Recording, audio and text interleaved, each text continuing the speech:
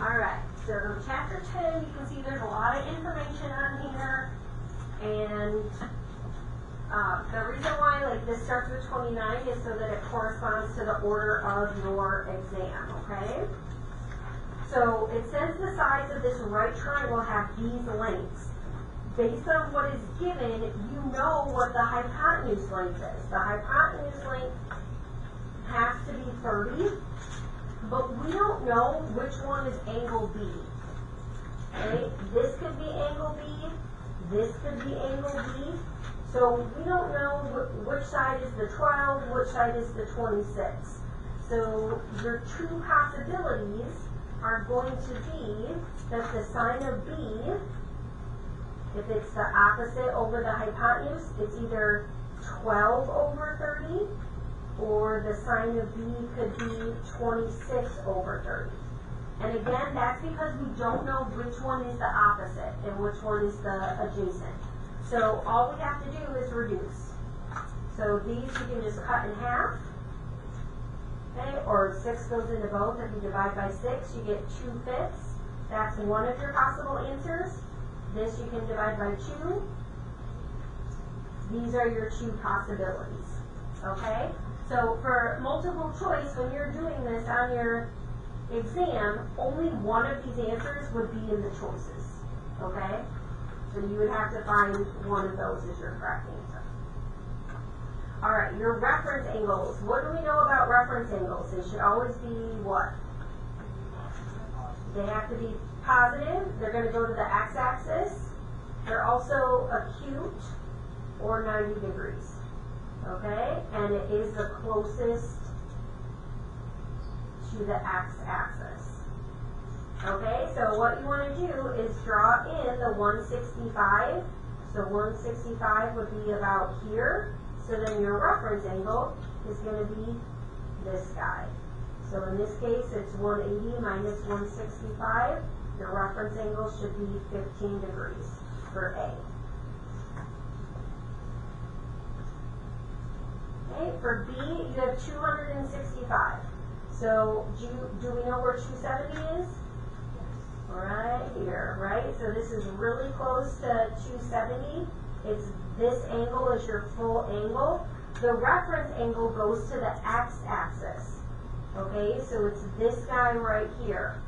Alright, so if this is 180, and this whole thing is 265, you can just find what this angle is, okay, which would be 85 degrees. And the way that I thought about that is, we know that this little guy here is 5 degrees, so this has to be 85, right? Because each quadrant is 90, okay? Alright, now negative 146. Remember that reference angles are always positive, so your answer should never be negative. So if there is a negative answer, cross it off for this question, okay? So negative 146 is going to be about right here, because this is negative 180. And then you are finding the reference angle. So you can do 180 minus 146 to find it. You should get 34 degrees positive. Okay, so if it's negative 146, you can think of it as 80 minus 146. That's going to give you this angle here. How do those go? 30, the reference angles? Positive, acute, or in some cases 90. Okay, what I feel like helps me is I draw out the angle. So when I'm thinking about where the 146 goes, I'm thinking, okay, here's negative 90. How much past negative 90 do I have to go? So this is about 56 degrees here. And if I know this is 56, then this one has to be 34, because each quadrant is 90. So use the graphing technique to help you. Okay, if angles are coterminal, how do you find them? Yes, so if you looked at coterminal and you didn't remember right away what that was, on your note card you could write coterminal and then plus 360 minus 360. Okay, and then that could help you remember. So here are just some possible answers. You could have negative 40 degrees, You could have 320 degrees. Maybe you did negative 400 minus 360 and got negative 760 degrees. All of these are just possible answers. You just have to name two. Okay, these are just possible answers. Okay, and then for this one, the two most common are 486 and negative 234. But again, you could add or subtract as many times as you want. What's the positive 760? Yeah, so did you say 760, so did you do 720? If you do 126 plus 360, you're, okay, tell me again what you got. I did 360 minus negative 400 and got 760. Yeah, negative 760, yes. Or positive 760. So it's minus negative. So when you do the plus 360, plus 360, plus 360, you should get 680, so you won't get the positive one. Even if you do if you did minus the negative 360, that's really adding 360, and that will give you negative 40. So when you're taking the original, the negative 400, you either add 360 to that, and then you can keep adding 360, or you do the negative 400 and then subtract it.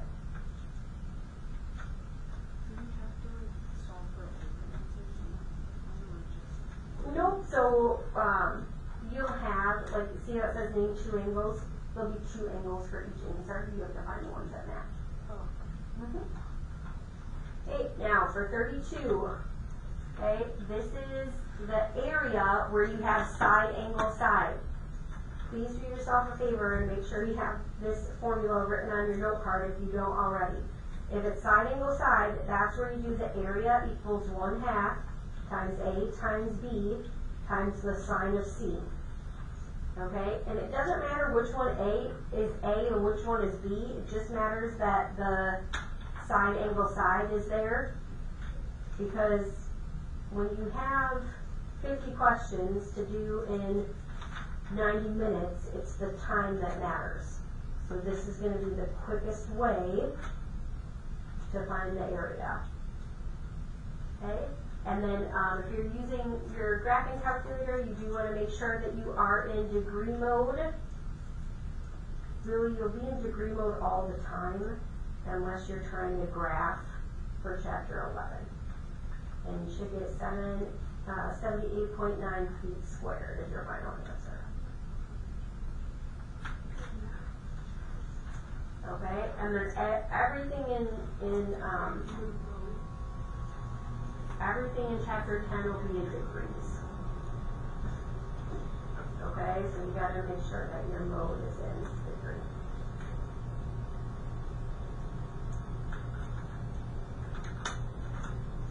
Alright, and then for 33A, this is where you're going to be using the law of cosines. Do you guys know how you can tell when you're going to use the law of cosines and when you're going to use the law of sines?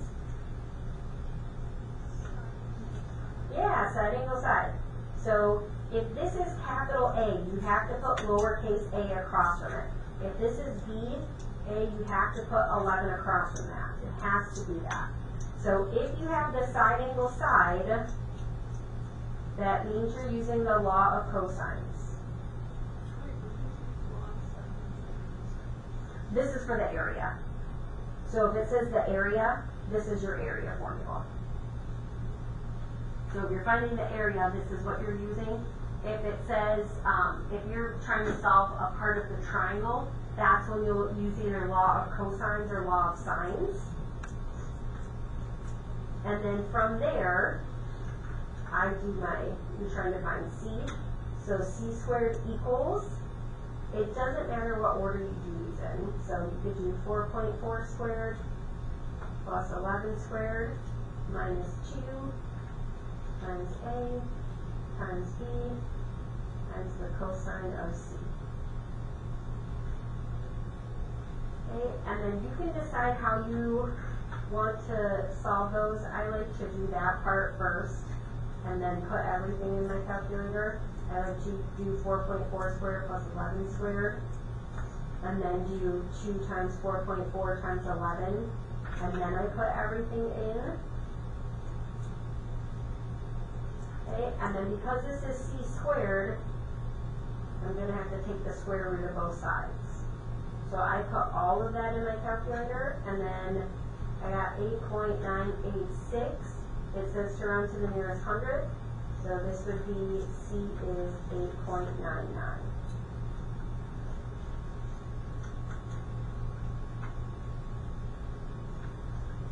Alright, and then for A,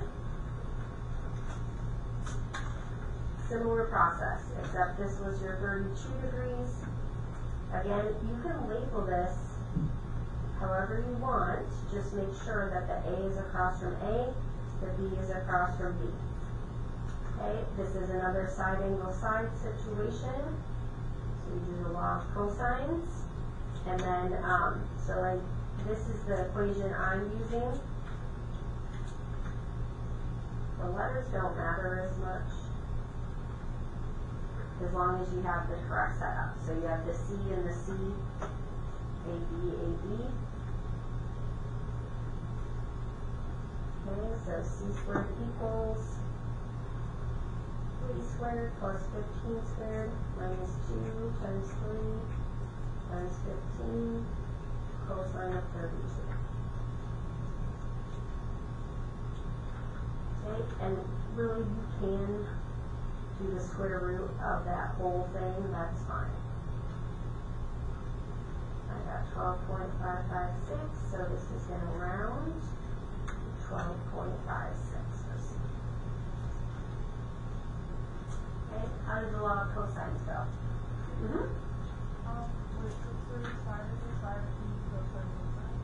Wait, say it again, for what? For side angle?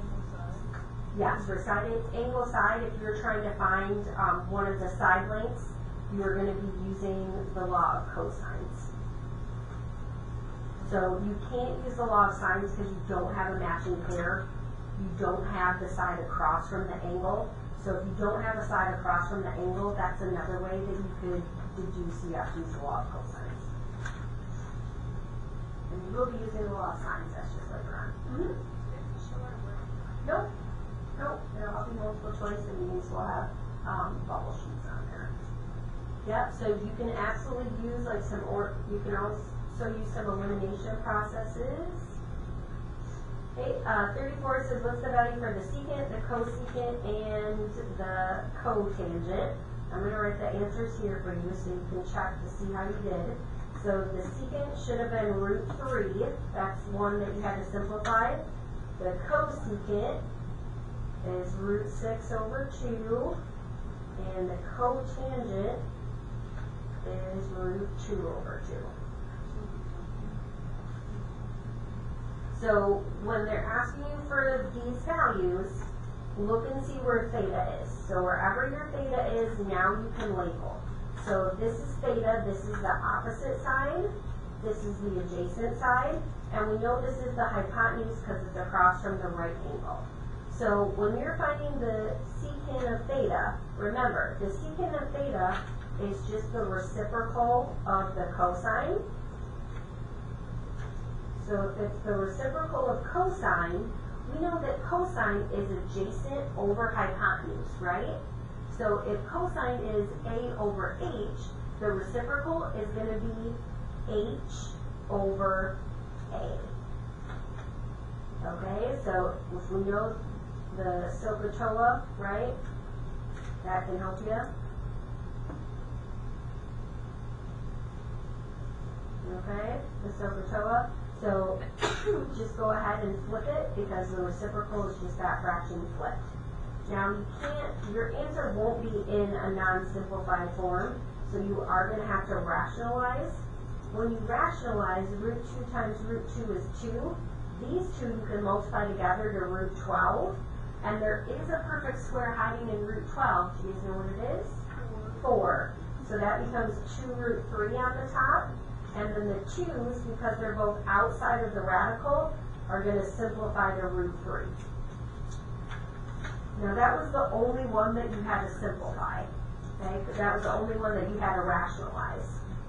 So a radical times a radical, you can do that, and then look for your perfect squares. The cosecant is the reciprocal of sine, okay? So if sine is O over H, then this is going to be H over O. Okay, so this is your H over your O. Okay, this one we did, it's the reciprocal of cosine, H over A. Okay, and then the last one is the cotangent, and the cotangent of theta is the reciprocal of tangent. So if tangent is O over A, this one is A over O.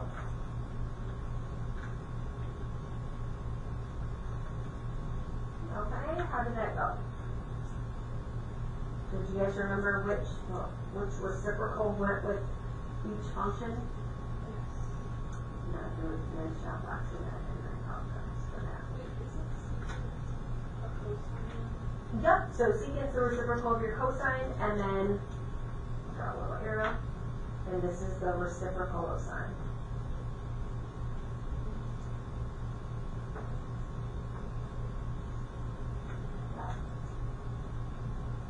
And if that's something that you struggle with to remember, feel free to write that on your note card. So I put ref, but it's just. Alright, now, I feel like this one is one that people didn't remember right away. So, when you have a point on the terminal side of theta in the standard position, that means this is your x, this is your y, so you're going to go to the right 8 because it's positive, and then down 4. And then this forms a right triangle. Okay? So this is to the right 8, this is down 4. Okay? Your theta is always closest to the origin. And then you can see I put this up on the board, but I'll also just draw it here real quick. When you're doing this, no matter where you are, if you're in quadrant 1, your right angle has to be on the x-axis. Here's your right angle, here's theta. If you're in quadrant 4, that's what we just drew, here's your right angle, here's theta. If you're in quadrant 2, here's your right angle, here's theta. And then if you're in quadrant 3, okay, so it has to be part of this bow tie. Alright, your theta is always going to be closest to 0, 0, the origin. Your right angle is always going to be with the x-axis. Okay, theta is also going to be close to the x-axis. Okay, so this is what it would look like in Q1. This would be in Q2. This would be in Q3. This would be in Q4. Alright, so we have 2 of these to practice. So when you are finding the sine, we know that the sine of theta is going to be the opposite over the hypotenuse. To find the hypotenuse, which remember we called r, is going to be r squared equals 8 squared plus negative 4 squared. So 64 plus 16 is 80. Take the square root. There is a perfect square in 80. It's 16. It's 16 times 5. Okay, so this is going to be 4 root 5. So if that's your hypotenuse, if that's your h value, when you go to do the sine of theta, your sine of theta is the opposite side here, negative 4 over the hypotenuse, which is 4 root 5. Now you can simplify 4 over 4, right? It's just going to be negative 1 over root 5. And then you don't want to keep the radical in the denominator, so you'll multiply. And you will get negative root 5 over 5. Okay, so that's your sine of theta. Now they might ask you for sine, they might ask you for cosine, they might ask you for tangent. Okay, how did that one go?